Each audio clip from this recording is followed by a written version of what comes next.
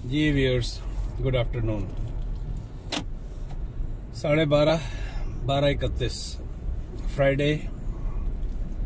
Nice bright sunny outside, -5 I believe. Belt बांध लीजिए boss.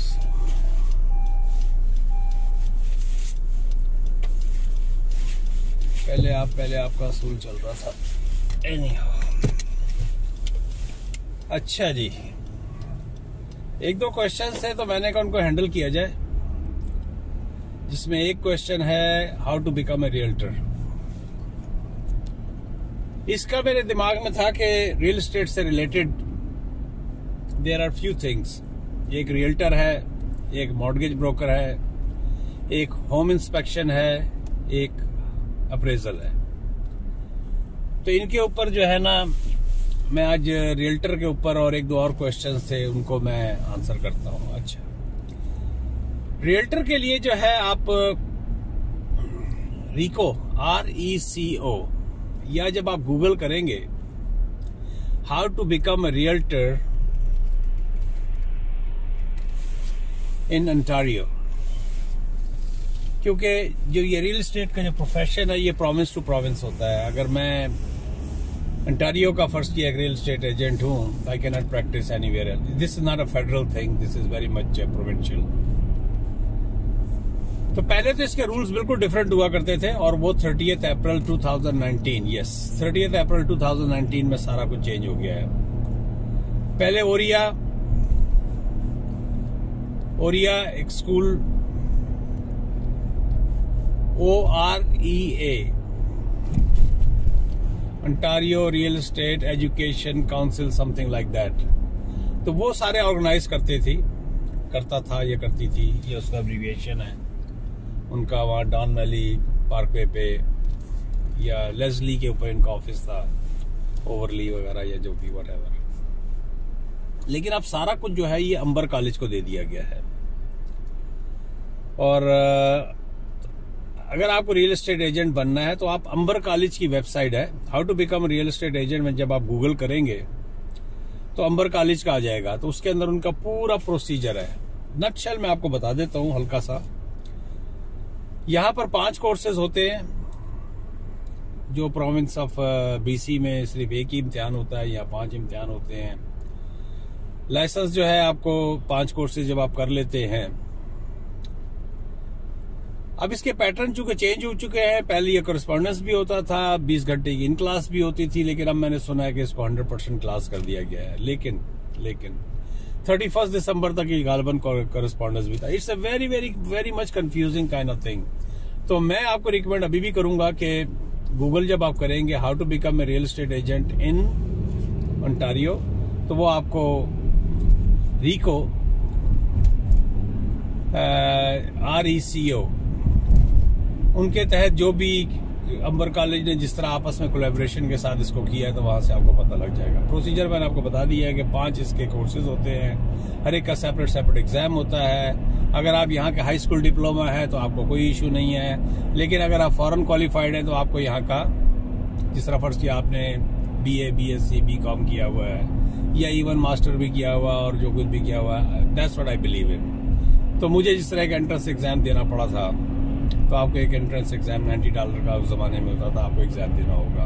5 course आपके क्वालिफाई हो जाएंगे, आपको लाइसेंस मिल जाएगा। You have to stick to a brokerage. आपको अपना लाइसेंस जो है किसी न किसी ब्रोकरेज को पार्क करना पड़ेगा। पार्क करने का मतलब ये है कि यू कैन नॉट अपने तौर पे आप इसको प्रैक्टिस नहीं कर सकते। आप अपने तौर पे प्रैक्टिस नहीं कर सकते, आपको किसी ब्रोकरेज से अटैच होना पड़ता है। और इसका वो सारा फिर वो पुलिस रिकॉर्ड और ये वो सारा कुछ आपका होता ही होता है। 2 साल के बाद जो है आपकी रिन्यूअल आएगी।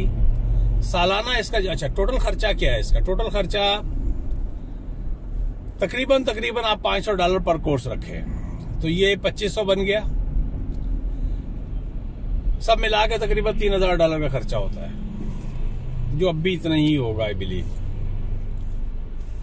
सालाना खर्चा कितना होता है once you become real estate agent? Total monthly आपको पड़ता है, सालाना आपको पड़ता है $2500 के करीब, एवरेज में आपको बता रहा हूँ, जिसके अंदर 3 किस्म की आपकी फीस जाती है। एक आपकी इंश्योरेंस होती है जो साल के साल होती है, वो तकरीबन इस वक्त $400 की है। अभी मैंने जो एक फीस भरी है क्रिया की भरी है, गालिबन $400 की एक है। फिर एक और रिको की फीस आ गई है $400 की। फिर जो कि लाइसेंस आपका चलता है टोरंटो रियल एस्टेट बोर्ड, चूंकि आपको किसी न किसी बोर्ड से अटैच होना ही होना है, और अगर आप नहीं होते हैं, आप पैसे अपने बचाना चाहते हैं, तो आपको MLS multi listing services status, जहां से आप सारी लिस्टिंग्स निकालते हैं, या जहां से आप क्या नाम है ऑथेंटा साइन जिसे कहते हैं इंस्टेंट साइन वगैरह ओवर द, उसके ऊपर क्या कहते हैं, आप एप्लीकेशन भर के जो भी है ऑफर भर के आपने अपने क्लाइंट को इंस्टा साइन के ऊपर भेज दिया, और वहीं से उसने वो ऑटो साइन करके आपको भेज दिया, तो वो सारी फैसिलिटीज आपको इसके अंदर मर्ज हुई भी मिलती है। प्लस एक टोरंटो रियल एस्टेट बोर्ड की एक फैसिलिटी इसमें होती है कि आपको अपडेट मिलती रहती है कि सारी जो कुछ भी पूरे साल में जो कुछ भी हुआ, तो किसी न किसी बोर्ड से आपको अटैच होना पड़ता है। तमाम बोर्ड अलग अलग है, नियाग्रा बोर्ड अलग है, और टोरंटो रियल एस्टेट बोर्ड के अंदर अच्छा खासा बहुत सारे सिटी है, पील भी, जिस बहुत सारे रीजन है as a matter of fact, तो पील है, आशवा का है, और इस तरह के बेतहाशा वो है। लेकिन अगर आप किसी दूसरे बोर्ड के साथ है, जिस तरह गल्फ है या कैम्ब्रिज वगैरह का, तो वो फिर वो दूसरे बोर्ड इन्वॉल्व हो जाते हैं। तो नटशेल ये, अच्छा हाँ, टोरंटो रियल एस्टेट बोर्ड की जो इनिशियल फीस होती है वो तकरीबन 1400, फर्स्ट टाइम वो तकरीबन $1400 का आपको पड़ जाता है। उसके बाद ऑनगोइंग बेसिस पे $800। कट द स्टोरी शॉर्ट, आपको $2500 का सालाना एक इंजेक्शन मिलता है। तो एक किस्म का एक वो आपको पंप अप भी करता है कि यार मेरे पैसे जा रहे हैं, आई हैव टू वर्क, एक तो ये चीज है। दूसरा ये है कि आपको काफी हद तक फैसिलिटीज उसकी तरफ से, टोरंटो रियल एस्टेट बोर्ड की तरफ से आपको मिलती है, क्योंकि MLS की आपकी एक्सेस होती है। तो ये तो है टोरंटो रियल्टर बनने के लिए आपको 5 कोर्स करने पड़ते हैं, जो अब वो अटैच हो गया अंबर कॉलेज से।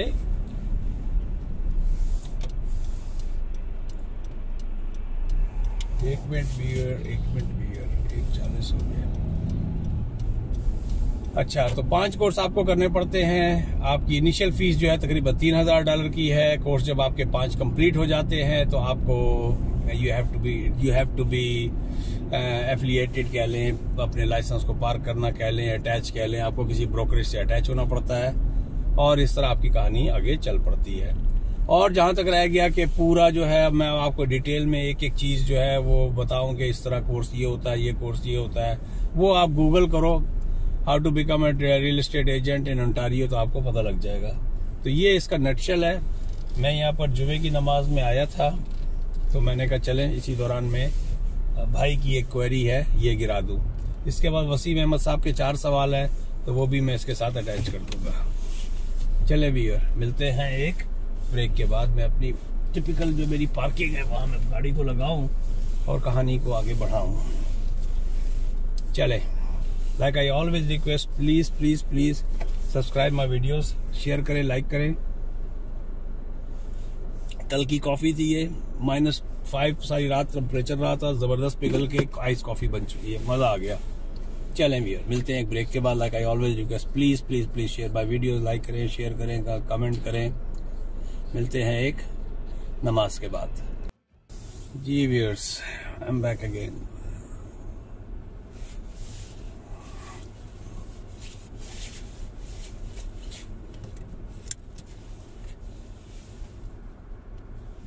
तो इससे पहले मैं जिक्र कर रहा था क्या नाम है, रियल एस्टेट लाइसेंस के सिलसिले में।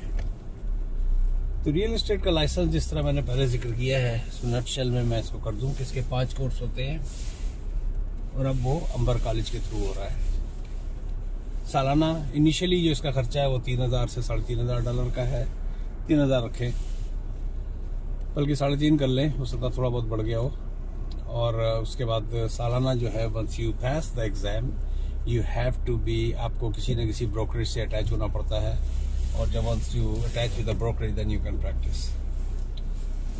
फिर आगे इसके फर्दर असूल हैं कि आपको लाइसेंस हर वक्त अपनी जेब में रखना पड़ता है। Without a licence you can not practise. अगर किसी वजह से आपका लाइसेंस सस्पेंड हो जाता है, ये लाइसेंस आपका किसी वजह से इनएक्टिव नहीं है, तो यू कैन नॉट प्रैक्टिस। तो ये बहुत सारी बातें हैं। जब आप कोर्स करेंगे, जब उस कोर्स की निटी-गिटी में जाएंगे, तो then you will find out कि how important it is to have a real estate license. ये इंडिया या पाकिस्तान की तरह से नहीं है कि कोई भी जो है। अच्छा, एक क्वेश्चन और आया था, क्या नाम है, एक साहब ने मुझसे पूछा था कि भाई अगर जब हम मकान खरीदते हैं एज ए बायर, तो क्या हमें कोई कमीशन देना पड़ता है? तो नहीं, as a buyer you don't have to pay any commission. जो भी कमीशन पे करेगा सेलर पे करेगा। दूसरी बात, जब आप किराए पे मकान लेते हैं, do we have to pay any commission? No, you don't have to pay any commission. As a tenant, looking for क्या नाम है, अगर आप चाहते हैं कि भाई मुझे किराए पे मकान मिल जाए, वो एक अलग कहानी है कि एज ए न्यू इमिग्रेंट मिल पाता है, नहीं मिल पाता, कितनी आसानी है, कितनी आसानी नहीं है। तो उसके लिए आपको, लेकिन अगर कोई आपसे कमीशन मांगता अव्वल तो कोई भी लाइसेंस रियल्टर आपसे कभी भी कमीशन नहीं मांगेगा। अव्वल तो यहाँ नॉन लाइसेंस कोई प्रैक्टिस भी नहीं करता है। अपने तौर पे कोई हर सोसाइटी के अंदर मुझे पता लगा था, जो इन्फ्लुएंशियल तो नहीं कहेंगे, जिनकी थोड़ी बहुत PR वगैरह होती है, तो वो थोड़ी बहुत हेल्प करते हैं इधर उधर और थोड़े बहुत पैसे लेते हैं। Be aware of that. You are not supposed to pay any money as a tenant to realtor अगर आप जा रहे हैं, unless आपने खुद एग्री किया हो और आपको क्या नाम है, इन राइटिंग में होगा। जो भी होगा इन राइटिंग में होगा, ऐसे नहीं आप कर सकते। तो ये मैं यहाँ पर रियल एस्टेट के उसकी कहानी को रैप अप करता हूँ। अब मेरे पास 4 क्वेश्चन है। एक वसीम साहब हैं, उन्होंने उनके बैक एंड फोर्थ मैंने क्या नाम है जवाब दिए थे, लेकिन उन्होंने फिर 4 क्वेश्चन और मेरे को डाल दिए। मैं इसका निकालता हूं, लेकिन इस दौरान में जो मुझे याद है मैं उसके ऊपर बात शुरू कर देता हूं, इससे पहले कि घर आ जाए। कि $70,000 एक आदमी अगर कमा रहा है, तो क्या वो गुजारा कर सकेगा, या उसके अंदर कितना आदमी बचा पाएगा? देखिए, एक आदमी अगर 70,000 की सैलरी पे बैठा हुआ है, फर्ज किया मिनिमम, ये जो भी उन्होंने एक सिनारियो एक दिया है, बल्कि मैं सीधे ही जाता हूँ क्योंकि सूरज जो है ना इस तरफ से बेतहाशा पड़ेगा और आप लोगों को व्यू नहीं मिल पाएगा।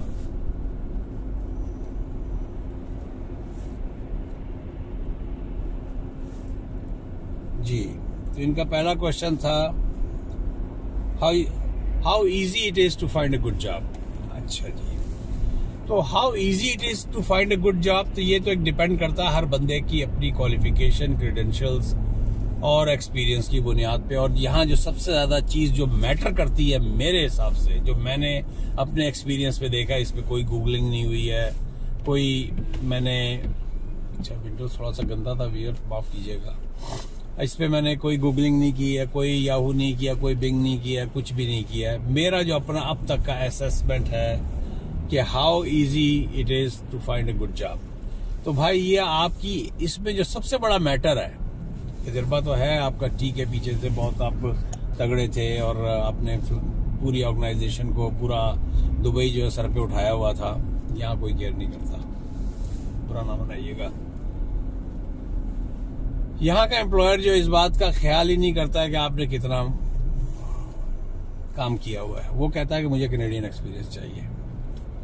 यहाँ जितने आप यंग हैं और कितने क्वालिफाइड हैं उतना ही मैटर करता है।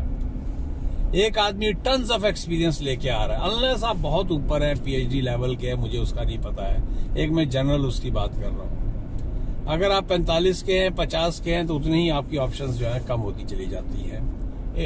दोबारा it depends on field to field. IT के अंदर मैंने देखा है लोगों को जो यंग हैं उनको जॉब दूसरे दिन ही मिल गई, अगर वो अच्छे क्वालिफाइड है। ऐसा नहीं है कि वो IT की सिर्फ स्पेलिंग ही उनको आती है, लेकिन वाकई उनके पास कोर्सेज हैं, उनके बैगेज के अंदर काफ़ी सर्टिफिकेट्स हैं और क्या नाम है, यंग हैं, तो उनको जॉब आसानी से मिल जाती है। अब आगे बाकी कितनी जल्दी किसको कितनी गुड जॉब मिलती है, जिस तरह मैंने पहले कहा है, it depends on person to person और age to age and where he is going and all above all your luck और on the top of that connection. अगर आपका कोई जानने वाला या कोई है अंदर, वो बता रहा है, किसी न किसी तरीके से कनेक्शन हर जगह चलते हैं। तो एक तो ये बात होगी। दूसरा question, earning versus cost of living, इसके ऊपर मैं वीडियो बना चुका हूँ। Cost of living now is again it depends on your standard of living, how you want to live. अगर आप बेसमेंट स्टाइल के लोग, एक बात कर रहा हूँ, किसी को मैं यहाँ पर वो डिसरिस्पेक्ट नहीं कर रहा हूँ। अगर आप बेसमेंट के उससे के लेवल के उस पे रहना चाहते हैं शुरू में कि नहीं यार मुझे अपने हालात देखने हैं, मैं अपनी पॉकेट देखनी है, तो बेसमेंट में आप 1800 में रह लेते हैं। वही मकान जो है आपको फर्श के 2600-2700 का मिलेगा, 1000 तो आपके वहीं ठुक गए। अब आगे आ जाता है कि आपको पार्टी टाइम करना है, हर हफ्ते मुझे किसी न किसी रेस्टोरेंट में खाना खाना है, तो वो मैटर करता है। लेकिन इन तमाम बातों के बावजूद, if you are a family of 4, if you are living in any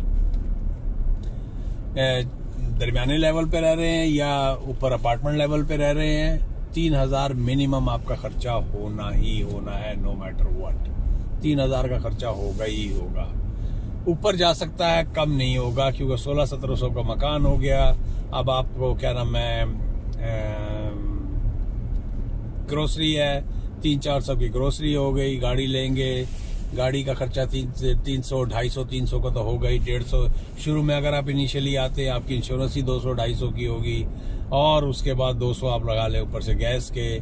$50 भी महीना अगर लगाएंगे, फर्ज किया $50 अ वीक, कहीं जा रहा हूँ, हल जा रहा हूँ, सही जा रहा हूँ, चले वीडियो बना लेते हैं। अच्छा, $50 वीक की तो गैस आपकी जाएगी ही जाएगी ना, तो वो भी 200 हो गया, तो $400 तो आप इसके लगा ले, तो 4-800 तो यही हो गया, 2600 हो गया। ऊपर घटा बड़ा होता है और भी कुछ छोटा मोटा इधर उधर, बच्चों को थोड़ा बहुत 10 पॉकेट मनी देना पड़ता है, तो 3000 तो वर्ड्स कम वर्ड्स है ही। इस पे मैं मेरी पूरी वीडियो बनी हुई है, लेकिन चूंकि मैं जब शुरू में वीडियो बना रहा था, इसी तरह बना रहा था जिस तरह इस वक्त बना रहा हूँ, कि कोई ऐसा प्रॉपर तरीके का सीक्वेंस नहीं है कि प्लेलिस्ट पे मैंने वो डाला हुआ हो। लेकिन लाइफ इन कनाडा मेरे प्लेलिस्ट के अंदर है, हो सकता है वहां आपको इस तरह के कुछ वीडियोस मिल जाए। तीसरा क्वेश्चन, 70,000 की तनख्वाह पे कितना आप बचा सकते हैं? तो जो ही पिछले सवाल से आप मिला लें, 12-36, 3000 महीने का खर्चा हुआ, 70,000 की सैलरी के ऊपर है, 4000 और खर्चा लगा लें, तो आप 20 to 30,000 बचा लेते हैं। बचाने वाले इससे भी ज्यादा बचा लेते हैं। Now it all depends on person to person. अगर आपकी वाइफ भी जॉब करती हैं और अगर आपका अच्छा एक सेटअप बन जाता है, एक सैलरी के उस ब्रैकेट में आते हैं, and your accountant knows how you can make money or not make money, how much child benefit you going to get, क्योंकि फी बच्चा एवरेज इस वक्त $600 से $700 में, if I am mistaking you guys can correct मी, ज्यादा भी हो सकता है, कम भी हो सकता है, लेकिन 2 बच्चों के साथ over $1000 का चाइल्ड बेनिफिट आ ही जाता है। तो वो भी एक it's a good support. I won't call it income, but it's a good support. तो ये सारा जो है पर्सन टू पर्सन डिपेंड करता है। तो 70,000 के उसके ऊपर भी आप काफी पैसे बचा सकते हैं। चौथा question, how often you home sick? All these points are directly related to whether stay or leave. देखें जी, ये भी अब फैमिली टू फैमिली डिपेंड करता है। ऐसे भी लोग हैं जो एक दफा आए हैं, वो मुड़ के ही नहीं गए कभी, और ऐसे भी हैं जो आते साथ ही हुड़कने लगते हैं। तो ये सारा होम सिकनेस वगैरह का जो कहानी है ना, ये 100% पर्सन टू पर्सन डिपेंड करता है कि आप कितनी जल्दी जो है ना, आपको अपना मुल्क, अपनी गलियां, अपना वतन, अपनी ईद, अपनी बकरीद, अपनी शब बारात, आपको अपनी होली, दिवाली जो है ना, कितनी जल्दी याद आती है। तो वियर ये है कहानी यहाँ की। मैंने इनके वसीम साहब का जवाब दे दिया, और इससे पहले एक्सप्रेसो उनका रियल्टर का जवाब दे दिया। अच्छा, अब इसके बाद जो मैं कहानी थोड़ी सी बताना चाह रहा हूँ कि एज ए न्यू इमिग्रेंट अगर आप आते हैं तो पहले से आप स्टडी करें। यहाँ और बहुत सारे छोटे छोटे कोर्सेज होते हैं जो न्यू इमिग्रेंट को या तो पता नहीं है या उनका इंटरेस्ट नहीं है। रियल एस्टेट से रिलेटेड मैं बात कर रहा हूँ। हाउस अप्रेजल का कोर्स होता है, ये बड़े छोटे छोटे कोर्स होते हैं, इससे आपकी बड़ी अच्छी साइड लिविंग चल सकती है। होम इंस्पेक्शन का कोर्स होता है, मैं उसकी तरफ नहीं जा रहा हूँ कि आप इलेक्ट्रीशियन बने, प्लम्बर बने, क्या नाम है, गैस फिटर बने, मैं उसकी तरफ नहीं जा रहा हूँ। मैं एक सिंपल सी बात कर रहा हूँ कि आप अगर इस किस्म के छोटे छोटे कोर्सेज करते हैं, आने के फौरन बाद आपने पहले से बैकग्राउंड तैयार की, जिस तरह मैं एक अपने जानने वाले के आता हूँ, वो पीछे से जब वो उतरे भी नहीं थे आज से 20 साल पहले, तो वो जहन बना के आए थे, जबकि वो बैंक में काम करते थे कि आप पता है ट्रक ही चलाना है, वो जहन बना के आए थे और वहीं से वो पढ़ते हुए आए थे। और now is a good trucker कि मैं ये काम कर सकता हूं, मैं ये काम करूंगा। तो अगर आपका थोड़ा सा होमवर्क है पहले से, तो इसमें मॉर्गेज ब्रोकर का कोर्स होता है, इसमें होम इंस्पेक्शन का कोर्स होता है। होम इंस्पेक्शन जो है $250 से $500 आजकल लेते हैं। तीसरा होता है मॉर्गेज का कर दिया, होम अप्रेजल का, हाउस अप्रेजल्स वगैरह के।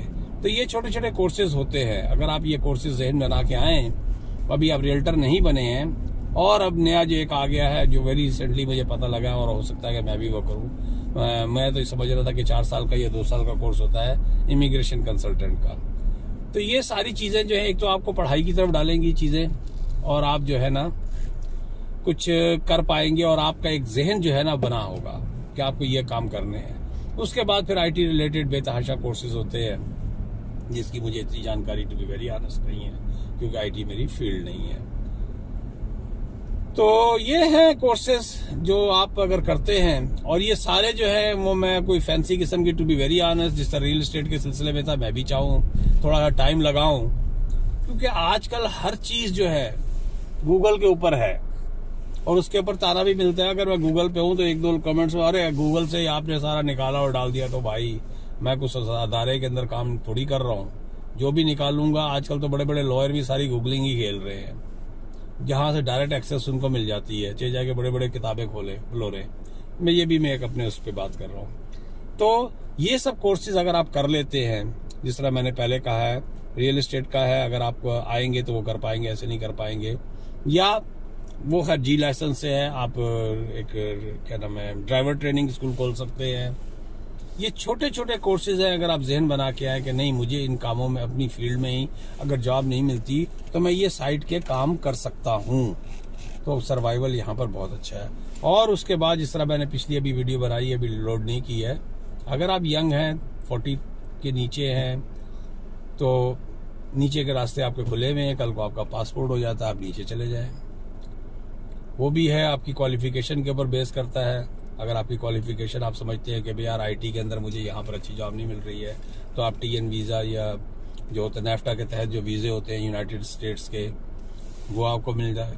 तो ऑप्शंस आर हेयर। तो ये कहना अच्छा। रह गई बात बिजनेसेस में कि आप बिजनेस क्या कर सकते हैं, तो ये तो आप भूल जाएं, अनलेस आपके पास बहुत पैसा है। अक्सर मुझे क्वेश्चन आते हैं कि हमें रेस्टोरेंट खोलना है, तो मैं आपको इनिशियली पहले से यहाँ बता देता हूँ। हाँ जी, गैस स्टेशन लेना है। गैस स्टेशन इस वक्त कोई भी फॉर सेल नहीं है टोरंटो के अंदर। टोरंटो से रिलेटेड में अगर है तो वो 2 मिलियन से ऊपर की कहानियां हैं।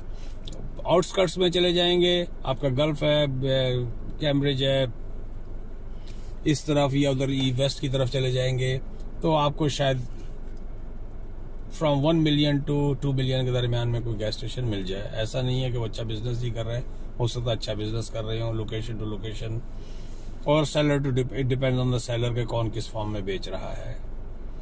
दूसरी बात आती है कन्वीनियंस स्टोर की। कन्वीनियंस स्टोर का बिजनेस, ये भी क्वेश्चन मेरे बहुत आता है कि हम ग्रोसरी स्टोर खोल लेते हैं। ग्रोसरी स्टोर का बिजनेस जो है, अब कन्वीनियंस स्टोर के अंदर बिजनेस खत्म हो चुका है कम्प्लीटली। जो लोकल जिन्हें बकाले कहते हैं सऊदीया में या पाकिस्तान में करियाना की दुकान कहते हैं, यहाँ टोटली खत्म हो चुका है। खत्म होने से मुराद ये है कि बड़ी बड़ी मछलियां जो है उनको खा चुकी हैं। बड़ी मछलियों के खाने से मैं इसकी वीडियो बना ही देता हूँ लंबी। अच्छा, कन्वीनियंस स्टोर में वो खत्म हो चुका है कंप्लीट, इस सेंस में कि राबा करके जिस तरह यहाँ पर है, इसी तरह हर प्रोविंस के अंदर कोई ना कोई फ्रेंचाइज पहुंच गई है। बड़ी मछली छोटी मछली को खाती है, उन्होंने खाना शुरू कर दिया है। तो कन्वीनियंस स्टोर का तो सिलसिला खत्म हो गया।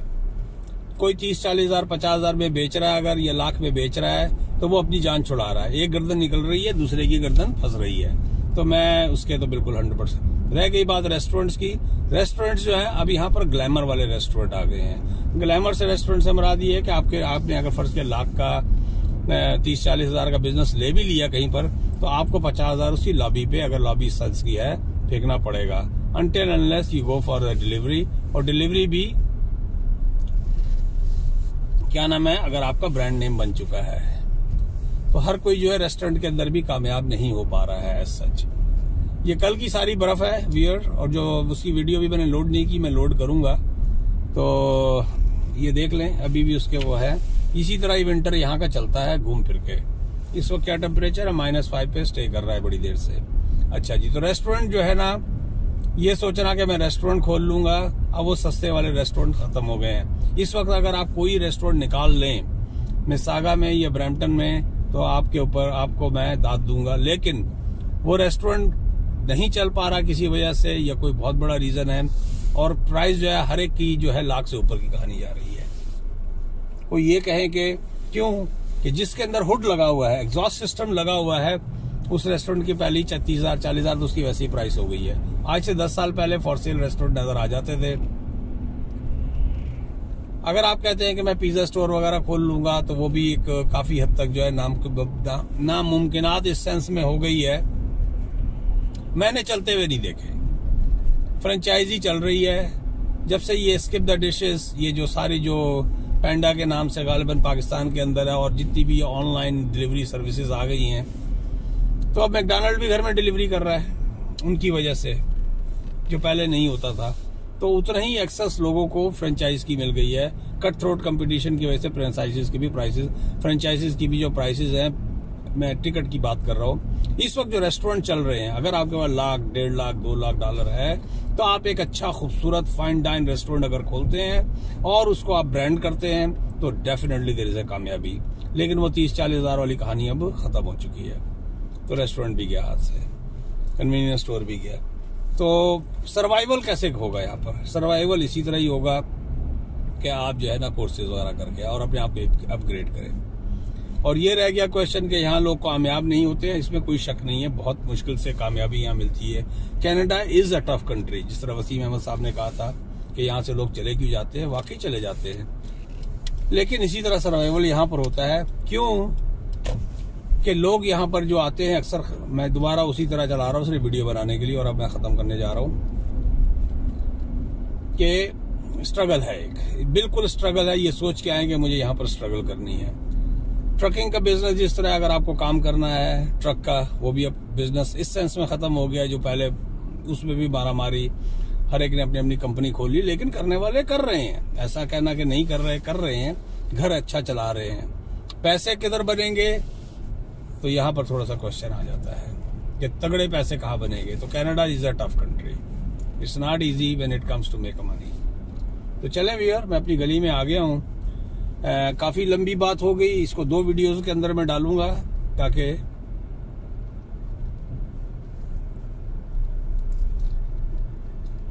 आपको थोड़ी सी एक जानकारी। ये वो थे जो क्वेश्चन, वैसे तो बेतहाशा क्वेश्चंस होते हैं, लेकिन ये उससे रिलेटेड हैं जो न्यू इमिग्रेंट्स यहाँ पर आ रहे हैं और यहाँ पर कुछ करना चाहते हैं। हाँ, अगर आपके पास पैसा है, प्रॉपर्टी के अंदर यहाँ बहुत पैसा है, वाकई ट्रक लोड पैसा लेके अगर आप आते हैं तो आप प्रॉपर्टी की बाइंग एंड सेलिंग करें, यहाँ पैसे बनते हैं। मकान यहाँ फ्लिप भी होते हैं, तो वो जो फ्लिप कहाँ पर होते हैं, वो आपके वो जो फ्लिपिंग उसको कहते हैं मकानों की। अगर आप पुराना मकान लेके जूनिंग करा के, अगर बड़ा लॉट है तो उसकी डुप्लेक्स करवा लें या उसके अंदर टाउन हाउसेज बना लें, वो ही सेम जिस तरह इस वक्त नाजाबाद के अंदर 120 गज के मकान में 6-6 स्टोरियां खड़ी की हुई हैं, तो उसकी लेकिन जितनी आसानी से वहां शायद हो जाता होगा, यहाँ नहीं होता, जूनिंग वगैरह से लड़ना पड़ता है। तो मैं किसी को कोई डिस्करेज नहीं कर रहा, still I love my Canada. चले मिलते हैं एक ब्रेक के बाद। Like I always request, please please please subscribe my videos.